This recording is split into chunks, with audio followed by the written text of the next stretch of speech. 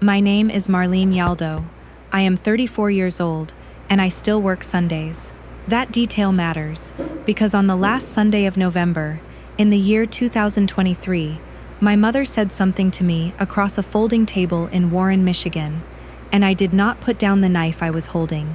She said, "God closed you for a reason, Marlene. Your sister opened what you kept shut." Jackie was 14 weeks along. Twins, she told everyone. Twins, like it was a prize she had won at a church raffle. Sam, my husband of 9 years, sat 2 chairs down and studied the tablecloth like it had a warranty on it. I did not cry. I did not ask one question. I finished cutting the bread.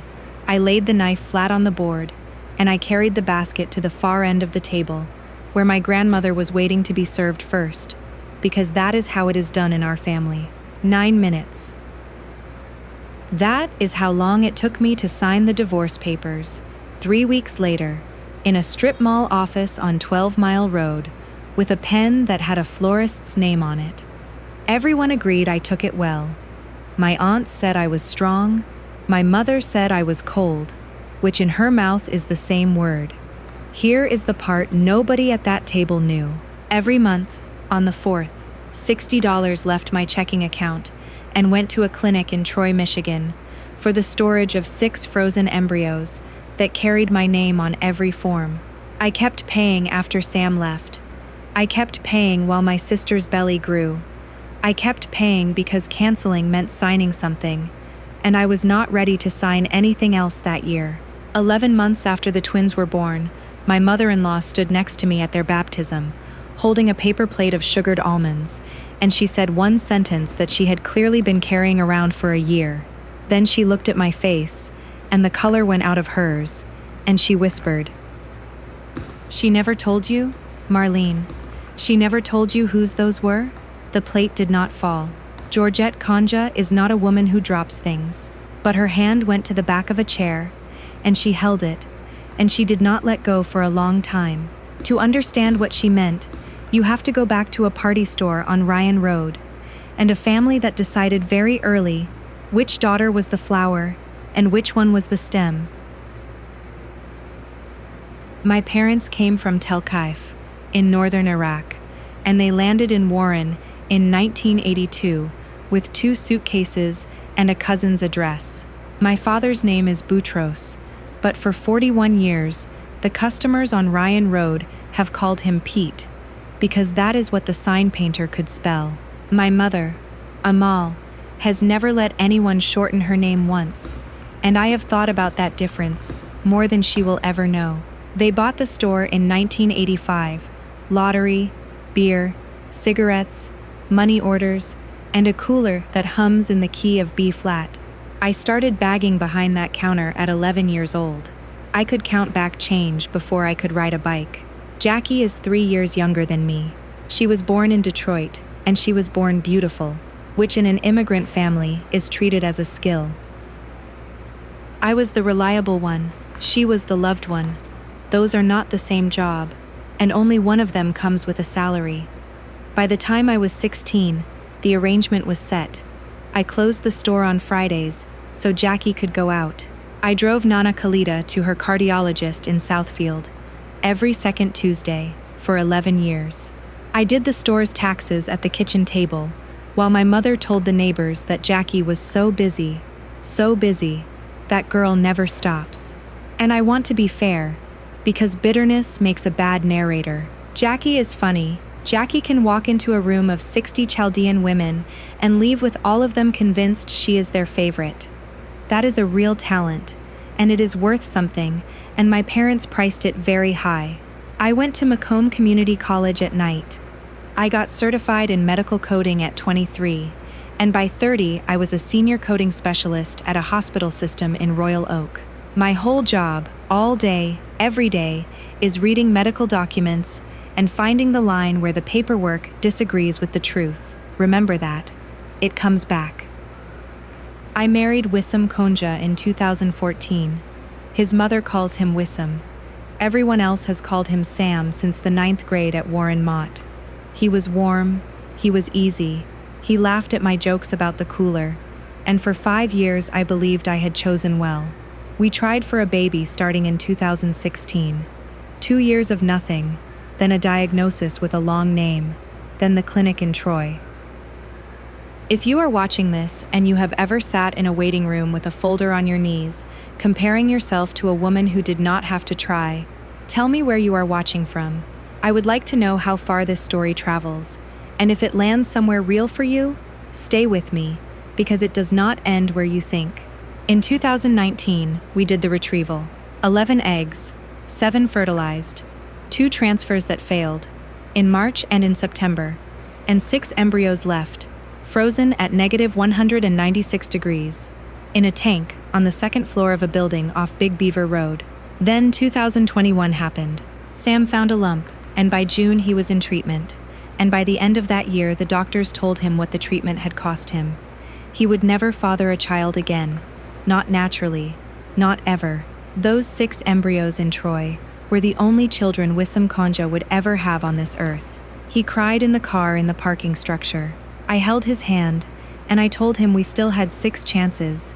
And he said, "You are the only reason I am not finished." I have replayed that sentence 900 times. The storage contract was in my name, because the account was in my name, because I am the one in that marriage who reads $60 a month, $720 a year, out of my checking account at the credit union on 9 Mile.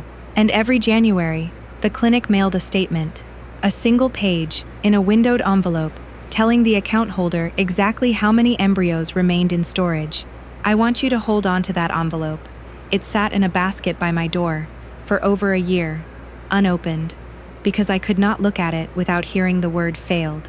One more thing before we go forward, and it is the ugliest thing in this story. In 2020, at Easter, my father stood up at the head of the table with a glass in his hand, and he told the whole family, in front of 30 people, that the store would go to whichever daughter gave this family a grandchild. He said it like a blessing. He thought he was being generous. My mother did not correct him. Nana Khalida put down her fork, and she said, in Aramaic, "Boutros, sit down." And he laughed, and he did not sit down. That is the family. That is the machine. Now let me show you what it did. The first thing they took was Thanksgiving. That Sunday in November 2023, Jackie made the announcement herself, standing, with one hand on a stomach that was barely anything yet. She was crying. My mother was already crying. My Aunt Suzanne, who is not important to this story, except as a witness, screamed loud enough that my grandmother's hearing aid whistled. Nobody looked at me. 60 people in that basement hall at the church, and not one of them looked at me, which is how I knew every single one of them already knew. Sam had told them in October. My mother had known for 6 weeks. My father had known for 5. Jackie's own hairdresser had known before I did. I found that out later, in the way you find out everything in a Chaldean family, which is that someone tells you an unrelated story and forgets what year it happened. I asked Sam exactly one question that night. In the parking lot, next to my car, I said, "How long?" He said, "It only happened a few times." Which was not an answer to my question, and was also, I would learn 18 months later, not true in any direction that mattered. I filed on December 4th, 2023. Here is what the escalation looked like. In the order it came, because I kept a list. I am a coder. We keep lists. On December 22nd, my mother called and asked me to work Christmas Eve at the store, the whole shift, alone, because Jackie was tired and the smell of the cigarette case made her sick. I worked it, 2 in the afternoon to 11 at night, 406 customers. I know because I ran the tape. On January 9th, 2024, my father co-signed a car loan for Jackie, a used Tahoe, $31,000, black, because she said the babies would need space. In 2017, when I asked him to co-sign $8,000 for a used Corolla, He told me a woman who cannot manage money should not be driving. On February 2nd, my mother told me not to come to the baby shower. She did not say it cruelly. That is the thing people never understand about my mother. She said it kindly, with her hand on my arm, like she was doing me a favor. She said, "It would be uncomfortable for Jackie." Not for me, for Jackie. On March 11th, Sam's lawyer sent over the settlement. He wanted the house on Topfer Road. My house. My down payment, $22,000. From my own savings. From 11 years behind a counter. His name was on the mortgage because in 2015 the loan officer said, "Two incomes look stronger." And I was 23. And I said okay. I let him have it. I want to be honest about why. It was not strength. I was so tired that spring that I once sat in the hospital parking garage for 40 minutes because I could not remember which level I was on. Signing was faster than fighting, and I had nothing left to fight with. On April 6th, my sister moved into my house. She sent a photo to the family group chat. My kitchen, my cabinets, the ones I painted myself over 2 weekends in 2019, with the little brass pulls I ordered from a place in Grand Rapids. And in the photo, on the counter, my mother's copper coffee pot, the one from Tel Keif, the one that had been promised to me since I was 9 years old. My mother had given it to her. Nobody told me. I found out from a photograph. On May 19th, my mother called me about the crib. "I need you to sit with this one." In 2019, after the first transfer, when I still believed, I bought a crib, walnut, from a place on Woodward, $640, which was real money to me. I assembled it in the spare room, and I never took the plastic off the mattress. For 4 years it stood in a room I did not open. My mother called me and said Jackie needed a second crib, for twins, and it was silly for mine to sit there doing nothing. I said no.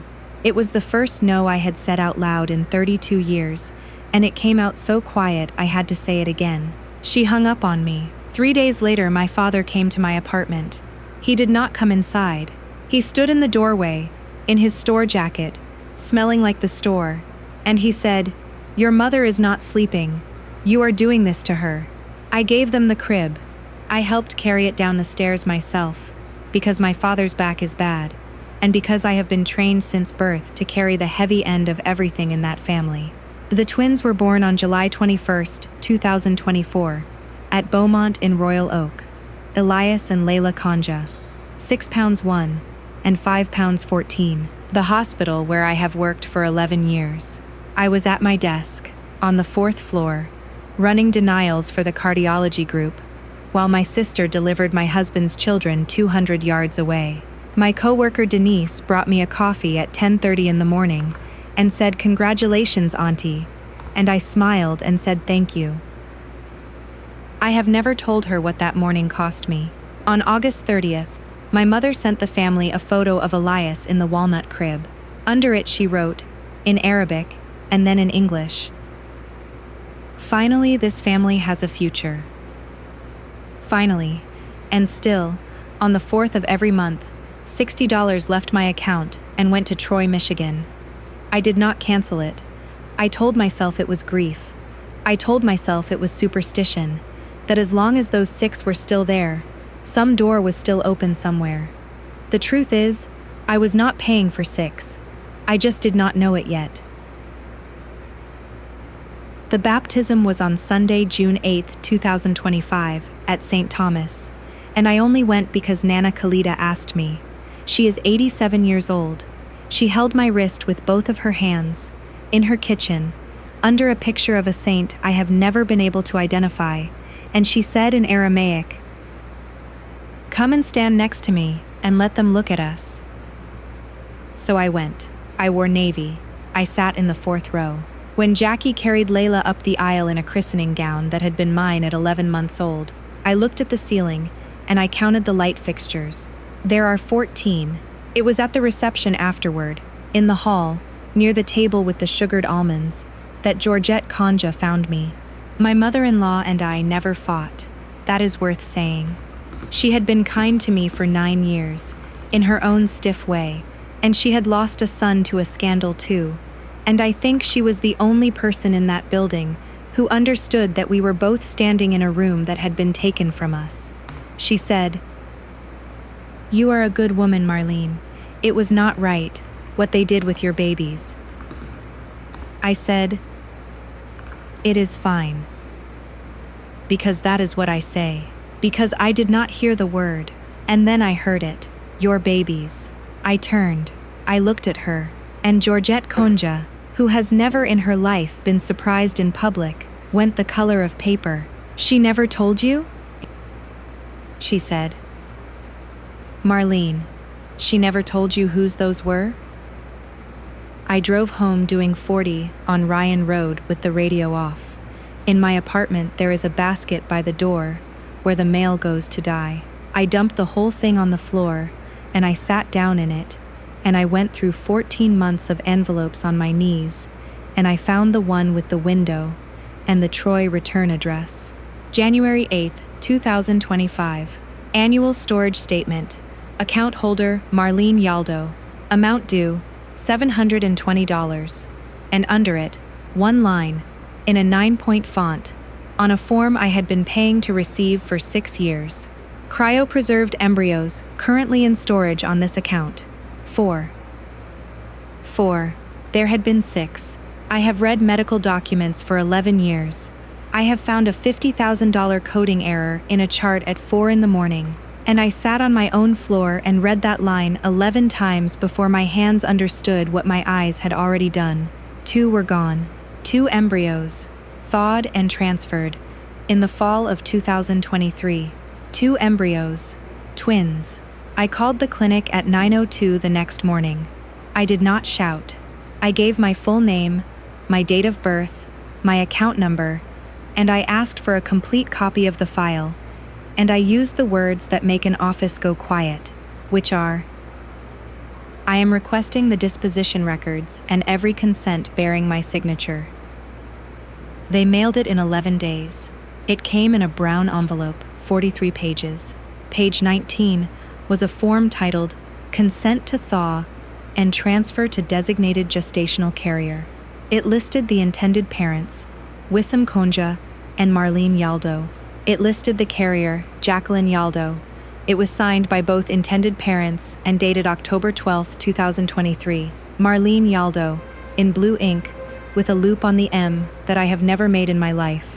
My M is closed at the top. It has been closed since Sister Rita taught me cursive at St. Anne in 1999, and here is where God, or luck, or 11 years of a boring career, finally sat on my side of the table. On October 12, 2023, I was in Chicago. I was at the annual coding conference at the Hyatt on East Wacker Drive. I have the hotel folio. I have the badge scan from the vendor hall, time-stamped at 9:41 in the morning. I have a photograph of me holding a name tag with a date on the file. I have my employer's travel reimbursement, approved and paid, check number 4419. That form was signed in Troy, Michigan, at 2:15 in the afternoon, while I was 300 miles away, in a ballroom, in row 6, learning about revisions to the outpatient billing codes. I called Terry Wozniak that night. Terry has kept the books for my father's store since 1998. She is 59. She is from the Polish side of Warren. She has a laugh like a door hinge, and she taught me how to reconcile a register when I was 12. She is the only person from that world who ever called me on my birthday. I asked her one question. I asked whether the store had written any unusual checks in the fall of 2023. She was quiet for a long moment. Then she said, "Honey, I have been waiting almost 2 years for somebody to ask me that. Check number 8127, October 17th, 2023. Payable to Lakeshore Reproductive Medicine, Troy, Michigan. $9,400. Signed by Boutros Yaldo. Coded in the ledger, in my mother's handwriting, as medical, J. My parents paid for it. My father, who would not co-sign $8,000 for a Corolla for me, wrote a check for $9,400 to steal my children and gave them to my sister, and then stood at the head of a table and said, 'This family finally has a future.' I sat in my car outside Terry's house on Hoover Road for an hour and a half. I did not cry then either. Something else happened instead, something quieter and much colder, and I have thought about it a lot since. It was the sound of a door closing that I had been holding open with my whole body since I was 11 years old. The party was on Sunday, September 14th, 2025, the store's 40th anniversary and Nana Kalida's 88th birthday, combined, in the hall at St. Thomas, because my father is a man who will not pay for 2 rooms. 67 people. I counted, out of habit, the way I count everything. Aunt Suzanne, Father Anton, Georgette Konja in the second row, in gray, sitting very straight, like a woman who had known for a year that this day was coming. Terry Wozniak, at the back, near the coffee urn, with her purse on her lap. Jackie in white, with Layla on her hip. Sam beside her, holding Elias, wearing the tie I bought him for our 5th anniversary. And my grandmother at the head table, in her chair, with her hands folded, watching the room the way she has watched every room she has ever been in. I came in at 7:30, after the food, wearing the same navy dress from the baptism, carrying a folder. My mother saw the folder before she saw me. I want you to know that. She looked at my hands first. At 7:50, my father stood up with a glass.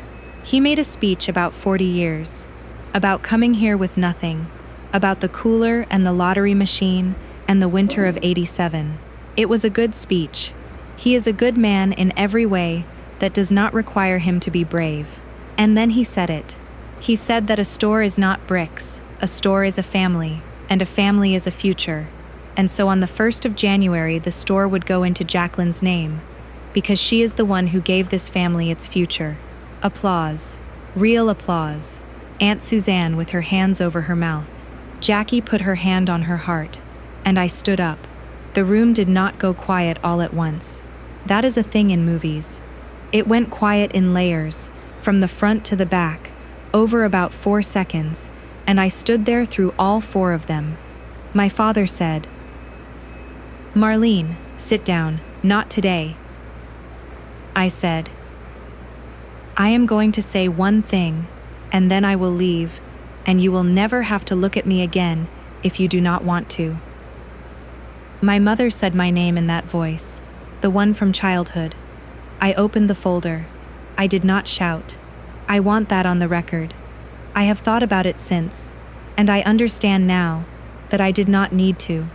The room was already leaning toward me.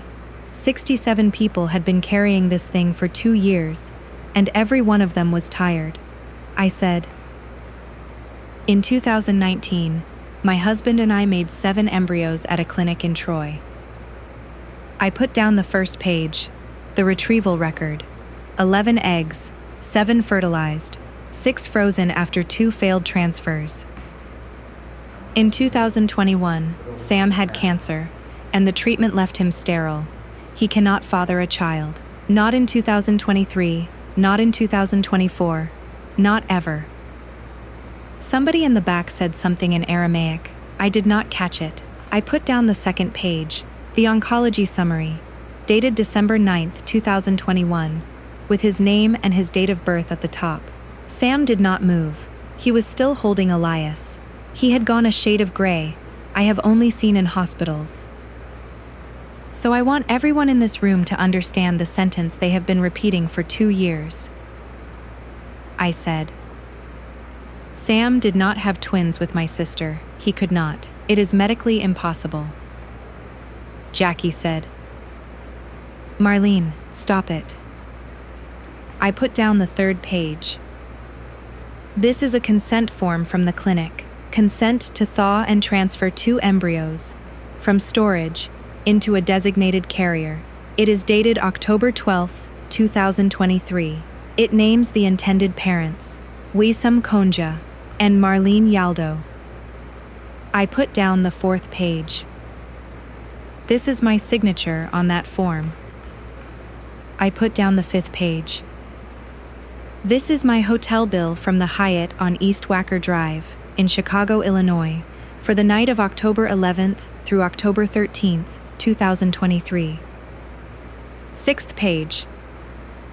This is my conference badge scan, at 9:41 in the morning, on October 12th. Seventh page. This is my employer's travel reimbursement for that trip, check number 4419, and this is a photograph of me in that ballroom with the date on the file. I laid them out one at a time, side by side, on the white tablecloth, in front of my father's glass. The hall was so quiet I could hear the ice machine in the kitchen. I was 300 miles away, I said. That signature is not mine. Somebody forged my name to take 2 of my embryos out of a freezer. Jackie's face was doing something I had never seen it do. She looked at Sam. Sam did not look back. That is when I knew he had not told her everything either, and honestly, that was the only surprise of my night. My mother said, "This is a family matter." "Yes," I said, "it is." Eighth page. This is a check from the store's business account, number 8127, October 17th, 2023, $9,400, payable to Lakeshore Reproductive Medicine. I looked at my father. Signed by you, Baba. Ninth page. And this is the ledger line, in Mama's handwriting, medical, J. He put his glass down on the table. He missed the edge by an inch, and it went over, and nobody picked it up. It rolled and it stopped against the folder, and it stayed there. "Marlene," he said, and then nothing. That was the whole sentence. He said my name, and then his mouth kept moving, and no sound came out of it. I turned around and I looked at the room. "Every one of you has told me for 2 years that I was cold," I said. "That I took it well, that I never even cried." 10th page. I held it up so they could see it from the back. This is my bank statement. $60 every month, on the 4th, to a storage tank in Troy. I paid it through the affair. I paid it through the divorce. I paid it on the day those babies were born. And I paid it on the day they were baptized. And I paid it last week. I put it down. I was paying to keep my children safe, and 2 of them were already in this room, and every single one of you knew, and you let me hand over the crib.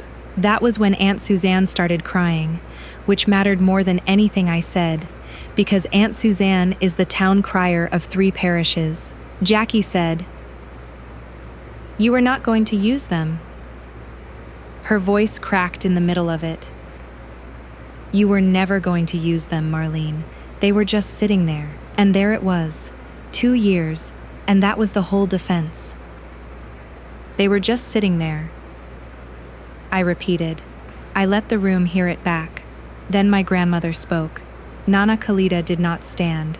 She did not need to. She said, in Aramaic, in a voice that reached the coffee urn at the back, "Bring the girl to me." And the whole hall watched Jacqueline Yaldo carry my daughter 12 steps across a linoleum floor. Nana looked at Layla for a long moment. Then she looked up, and she pointed one finger at my father, her own son, and she said, "You told this room that Jacqueline gave us a future." She turned her hand and pointed it at me. "She was the one who gave us a future. You just paid to have it moved." Then she said, in English, so that no one could pretend, "Boutros, sit down." And this time he sat. I picked up my folder. I left the 10 pages on the table, because copies are cheap, and because I wanted them to have to touch them. I got as far as the door. Georgette Conja was standing there, holding my coat. She had gone and gotten it from the rack, and she was holding it open for me, and her chin was up, and she was crying without any noise at all. She said, "I told my son he was going to hell for this, in this room, last Easter." I said, "I know you did." And I walked out into the parking lot, and I sat in my car, and for the first time in 2 years, I cried like a person. The unraveling took 14 months, and none of it was magic. It was all paperwork, which is the only kind of justice I have ever actually seen work. Michigan takes forgery seriously. My attorney filed with the Macomb County prosecutor in October 2025, with the same 10 documents, plus the clinic's own record showing which staff member witnessed the signature that day. Sam pled in April 2026. Forgery of a document and 1 count of fraud, probation, restitution, and a felony on his record forever. He worked in quality control for a supplier in Sterling Heights. They have a bonding requirement. He was let go in May, and at 39 years old, with a felony, in a town where everyone knows everyone, he is now doing overnight inventory for $18 an hour. The clinic settled in June. I am not permitted to say the number. I am permitted to say that the embryologist who accepted a consent form without verifying photo identification no longer works in the field, and that Lakeshore rewrote its verification policy, and that the state took an interest in the rest of their files.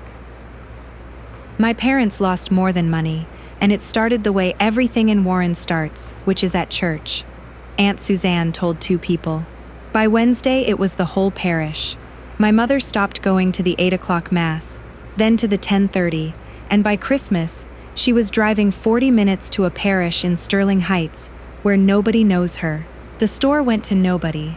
My father took Jackie's name off the paperwork in January and put it in a trust, and the trust is administered by Terry Wozniak, and Terry now draws a real salary for the first time in 28 years, and she has a key, and she takes January off. Jackie and Sam lasted 11 weeks after that party. She moved out of my house on Tupfer Road in December.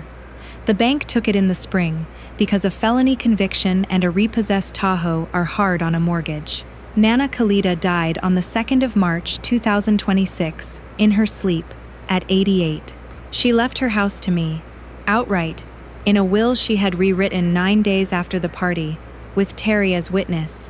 My mother contested it for 6 weeks. Then she stopped. She has never apologized. I want to be honest about that too, because I know what you are hoping for. She has never once said the words.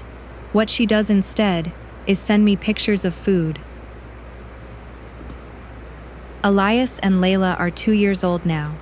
In February, the court ordered their birth certificates amended. My name is on them. It always should have been.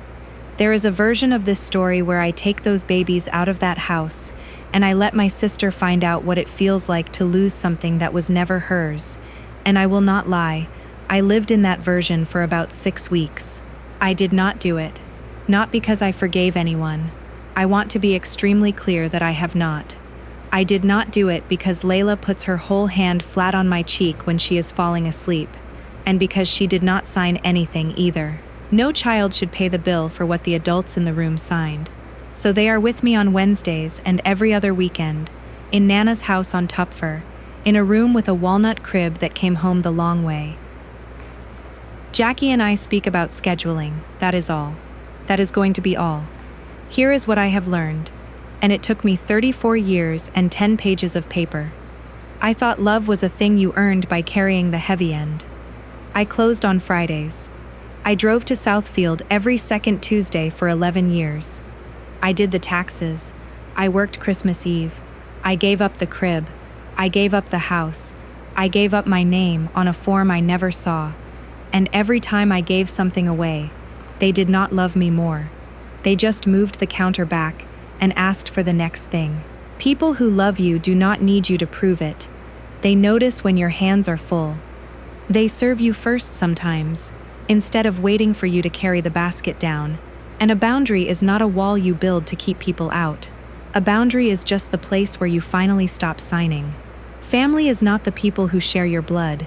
Family is the people who would never sign your name.